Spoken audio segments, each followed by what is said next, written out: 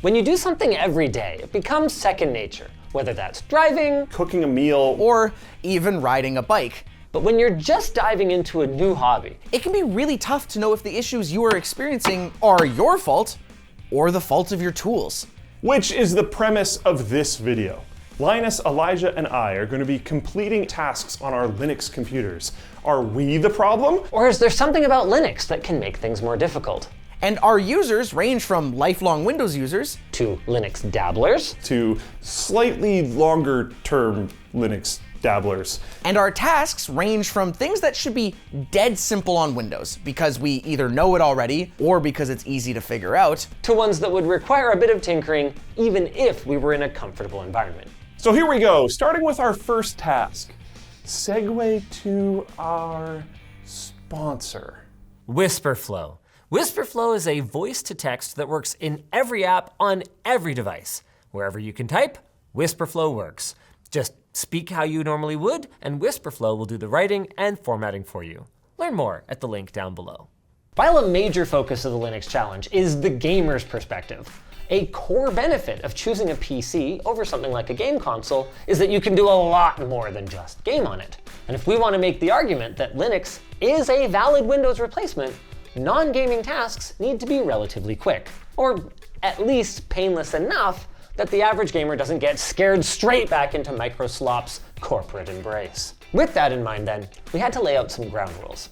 For instance, using a virtual machine with Windows inside of Linux to run apps is totally an okay thing to do for an average user. But is that really aligned with the spirit of the Linux Challenge? You guys don't want to know how well I Windows, and besides, we're trying to avoid using Microsoft software, right? Our second rule is that we set a time limit of 15 minutes per task because, like anyone else, we have other things to do today. And honestly, if it goes much longer than that, it's clear that either the hammer or the holder is the problem. ChatGPT. Okay, meme about it all you want, but it's been an invaluable resource throughout the Linux Challenge 2026. Add a startup program to Pop OS. Let's go into my settings. A startup, applications, add an app, put that Among Us in there. Boom, let's test it. Reboot our computer. I am among the Linux users. Let's go. Okay, I found auto start. There's Discord, which says not running because I closed it, but does start up. So I'm gonna click remove entry. And now there is no user specified auto start items. Done. Let's just search startup. Auto start. Oh, auto start, that's probably gotta be something. So I see Steam.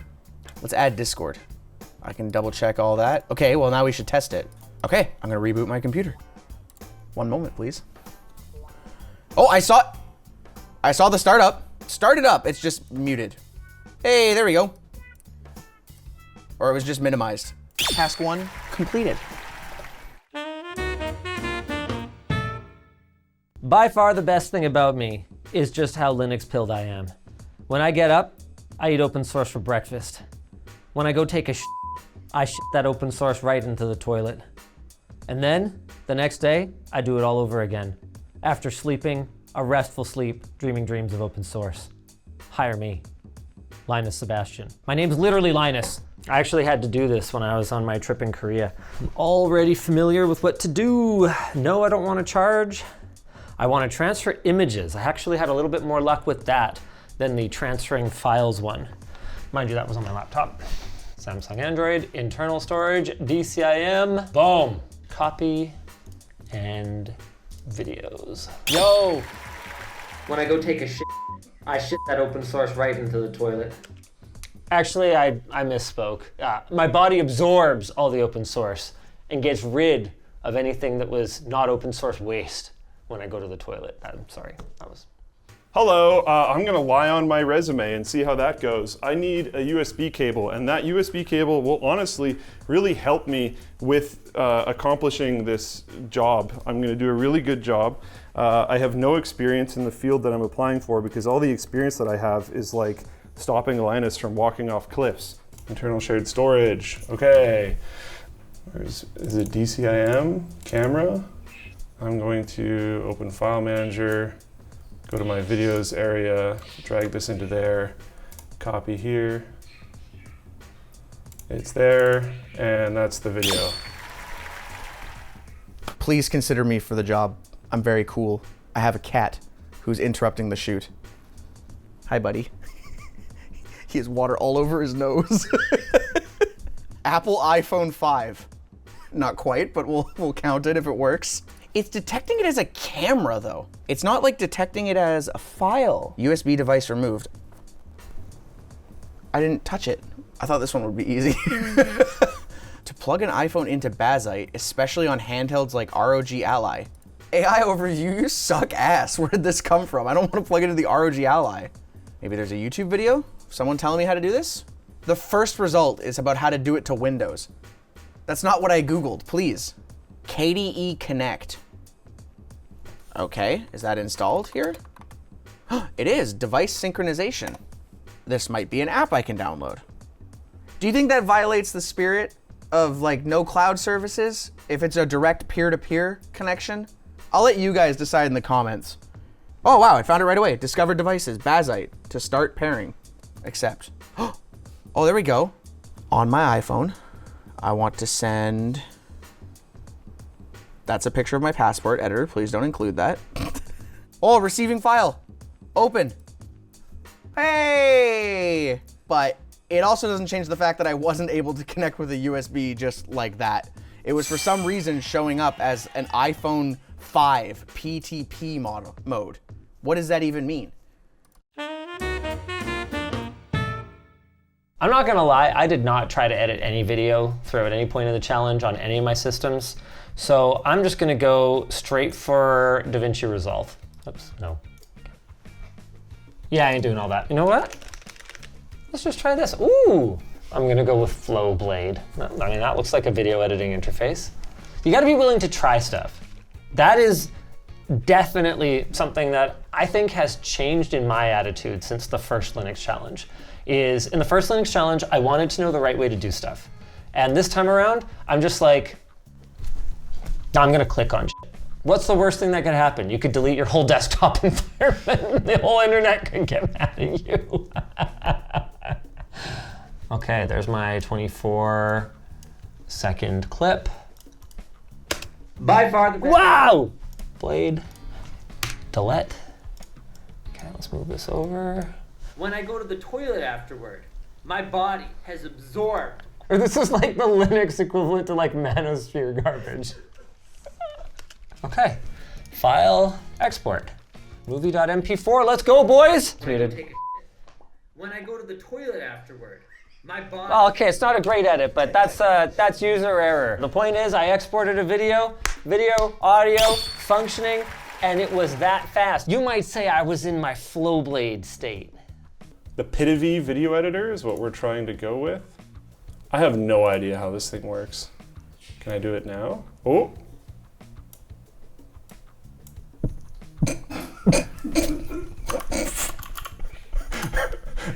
I'm gonna try something else. Kdenlive, okay, I've heard of that before. I can probably just grab it really quick. Uninstall, it's in, I have it already. Transform effect, cool. Yeah, where is that? Transform, got it. Now I need to cut it again, because I didn't do that technically. Okay, that was actually way easier this time, because now I know how it works. File, render, rendering to crashed. Height not divisible by 4. Okay, did it. I had to render out in a different format. Yeah, the format that I chose was not happy with something. I don't know, I'm not a video editor. I already talked in part 2 about how I needed to use like Kdenlive.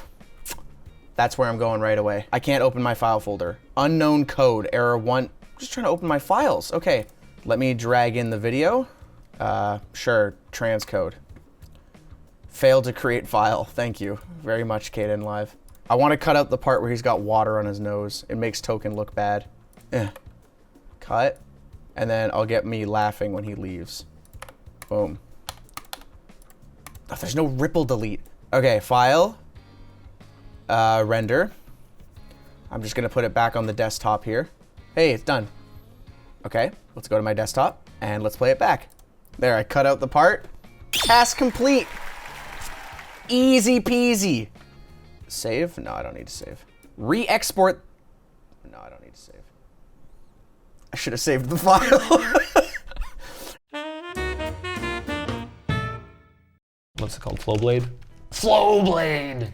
As soon as I start typing SMB:// it gets mad. This could be a challenge. Ooh. SMB 4K.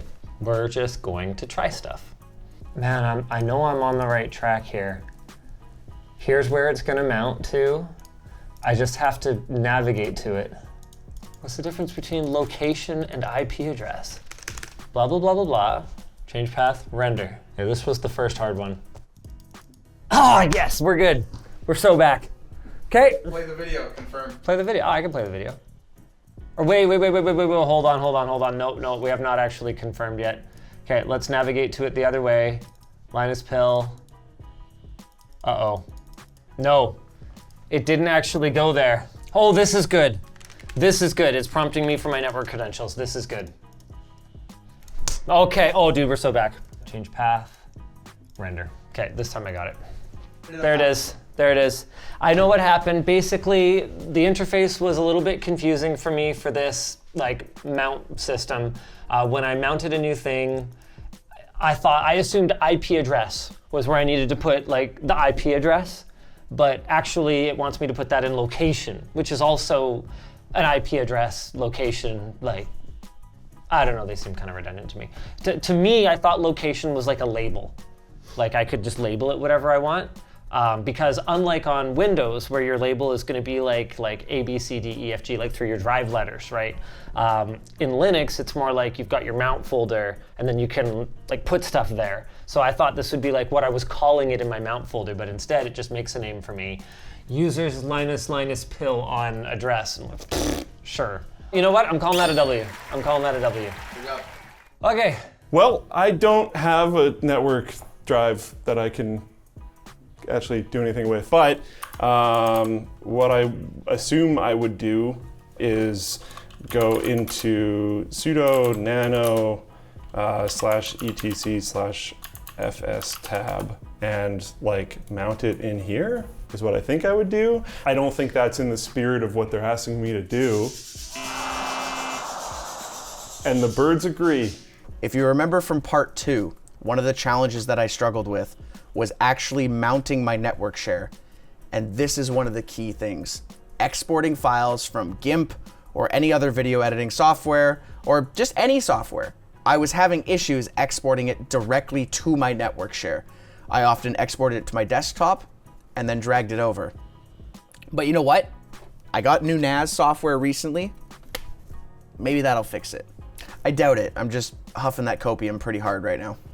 I'm just gonna save it to my root here, which will just be Mechamothra. We're gonna title it network export and save. And then render. I think Kdenlive crashed.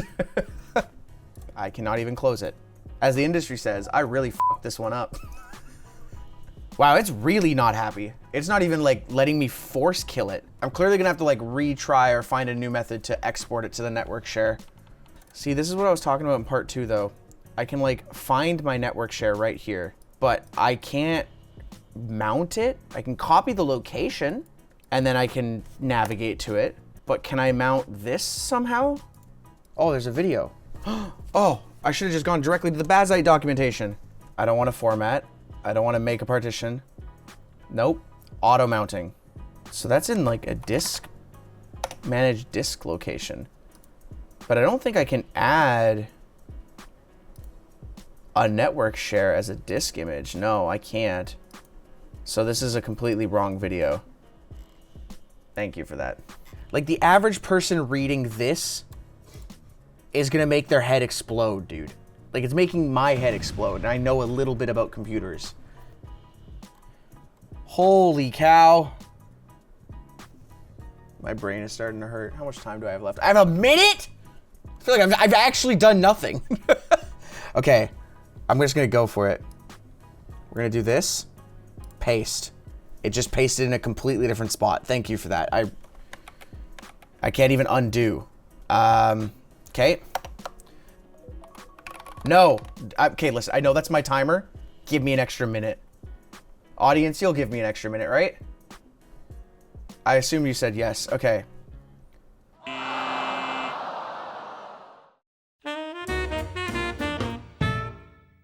Windows or Linux, my ass. I can use my phone. That's a computer. Hold on, where is this machine? I haven't actually tried to remote into this. I've remoted out of this. Seriously, when did just like the type in the ID thing go away? Why is this so complicated now? Oh my God.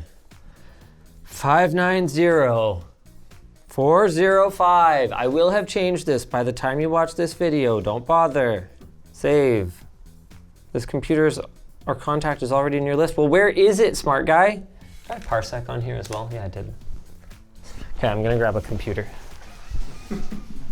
Yeah, hosting is still not supported in the Linux Parsec app, or at least whatever version of it I have. Let me make it clear that nothing I'm doing right now should be considered an endorsement of TeamViewer or their nonsense business practices. How has this gotten so bad?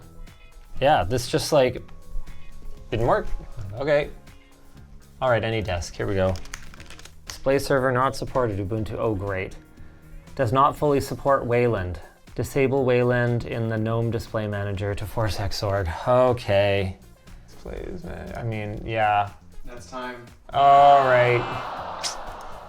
Error. I don't have another computer. Error. Yes, you do. Where? It's on your desk right now. My phone? Okay. Let's just randomly install stuff that ChatGPT tells me to do. Amazing, it doesn't exist. I forgot I'm pretty sure you can do this with like Steam.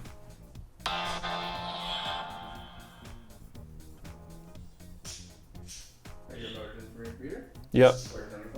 Yep.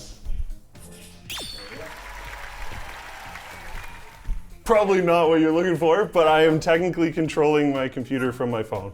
Now, one of the ways I remote control my streaming PC when I'm away is I actually use Google Chrome's built-in remote management. I wonder if that works on Linux. Ooh, it wants Debian Linux. Bazite is not based off Debian. I'm still gonna try here. Chrome Remote Desktop, this was from 15 months ago, but it seems like an official Bazite post of some sort. You will need an RPM package and hope they have Wayland support, which I doubt. This same comment says we support Sunshine and Moonlight. Maybe we should try that. Open the terminal and type, "You just set up Sunshine." That sounds like an insult. Whoever wrote that command, you just set up Sunshine. You just set up -sunshine. Choose enable beta, disable service. We're gonna enable. Oh, it's still setting up. I think I launched Sunshine too soon, but it's clearly doing something. It's installing a bunch of crap. So I think while that's installing, I'm gonna get Moonlight set up on my Windows computer here so I could hopefully remote into it. God, this looks so sketchy. Attention, Sunshine detected these errors during startup. We strongly recommend fixing them before streaming. Fatal. Couldn't bind RTSP server port. Address is already in use. Well, it says they recommend I fix it. I mean, okay, let's try. That didn't work. Wait, I know my time just ran out. This is my streaming mouse. But as you can see, I am successfully controlling this with surprisingly low latency. Now, I'm pretty sure that's over the network, not my local intranet. I'm pretty sure this is going out through the internet, but I am successfully remote controlling this PC. I got that right on the buzzer. Holy cow, I'm counting that, because most of it was just waiting for it to download. So, cool. I've never used Sunshine and Moonlight before, but that was pretty easy. Games with easy anti-cheat on Linux. Elden Ring. I mean, how am I even supposed to download a game in this time? Oh, dude, I forgot how fast my internet is. This is gonna be done in like 2 minutes. I got this. Boom, play. Here we go. Okay. Challenge accepted, challenge completed. There you go. I am playing Elden Ring. Oh no, okay, it's doing this thing. This is like, if I'm ever gonna have a problem with a game, this is what's gonna happen, which is that I click the play button, nothing happens, and we're back. Okay, so I'm gonna try something, which is where I run Steam from the command line, and then I can kind of see what's happening on Steam's end through the command line window because of it doing this like silent error thing that's very annoying. See how it's like doing stuff over here? So I'm gonna click play, try to see what happens. Okay, something red happened. I think it's the drive that it's installed on. My internet's being super slow as it tries to re-download. We're only at 27%. We've been waiting here for a while. So this is clearly something you can do. I know for a fact that Arc Raiders runs. I've technically ran Arc Raiders on this system before. I've just done a bunch of things since then, and I didn't have a good version of it installed.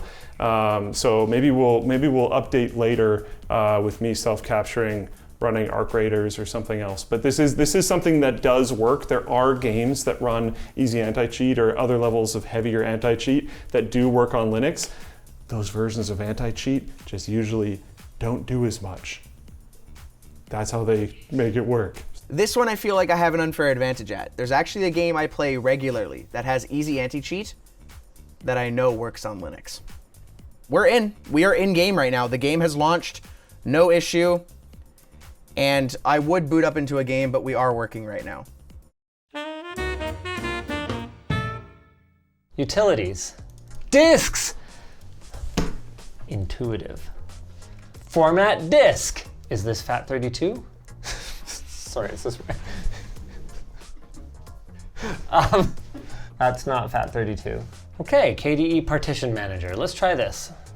FAT12, FAT32, create. Yes, I can create, move, copy. Okay, so how do I do it? This file system does not support setting a label. Well, which one is it now? Oh, apply. Sure, apply pending operations. Okay, what did we do? New volume group, partition, new. Here we go, FAT32, let's go. Fatty32, all right. Hey, we're back on track. So if I go into utilities, disks, it's totally there. I still can't copy anything to it though. Failed to mount it for writing. So clearly there's more that I have to do here to like make it cooperate. I want 50% credit for it if it's a FAT32 drive. That actually works. I want 50% credit, 30% credit. Yeah. I'll take 25% credit. Properties. Yep, file system FAT32. So let's agree on 10% credit. Oh, shit. I put in a flash drive that was not supposed to be in the bin that it was in. Okay, so KDE disk partition manager thing, pretty good. I can see the flash drive right here. I'm gonna right click on it. I'm gonna unmount it. I'm gonna go FAT32, I'm gonna label it okay, and then click apply pending operations. I can see it's like redetecting it. It just finished. It's reloading my drives. I see it here now, it's FAT32. I go in there, there's a removable drive. Here it is. Let's start by seeing if there's like a disk management thing here. There is. I see my thumb drive. I see GPT and MBR. I do not see FAT32. Balena Etcher. Let's do this. Download Etcher. Downloading a lot today. It's one thing I've noticed. I like how this one answer is, hey, how do I do this? I scroll far enough down, it says you can do this on Windows.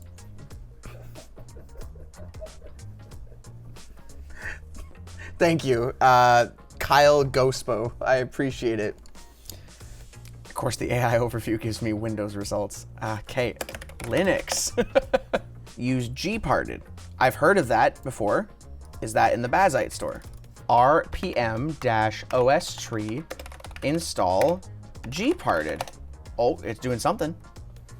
Checking out tree A5408E6. It wants me to reboot. It even tells me the command to reboot. Let's do that. System control reboot. Okay, we got gparted. Oh my gosh. I think I did it. How do I see it? Where'd it go? Wait, so if I like unplug this right now. Oh wait. Why is it pending? What is So wait, did that not actually do that? No, it didn't. Device, FAT32, add. It's pending. Okay. We shall wait again. Oh, my timer's going off. And it's still pending. Did I do something wrong? Like what is taking it so long to finish? Like, did I not hit save? It's not telling me like what it's doing. So I don't know if I did something wrong. Because if I hit close right now, it's like, oh, this is still pending. I just tried to. Well, I clearly couldn't do it. I got Gparted installed. What do you guys think? Is that a point? Oh, man. I mean, I should get to the point, though. I should probably segue at some point to our sponsor.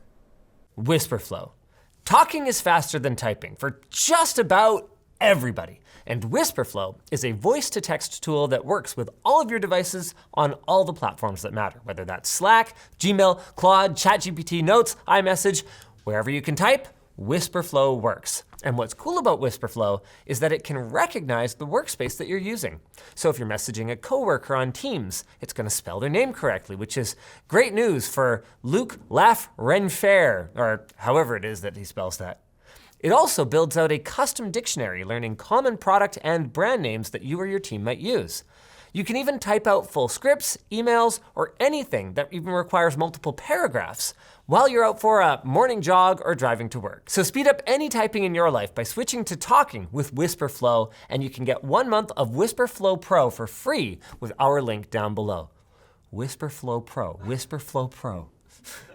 If you guys enjoyed this video, why not check out the Linux challenge last time around? We had some very different tasks like printing things. I was so ready with the printer.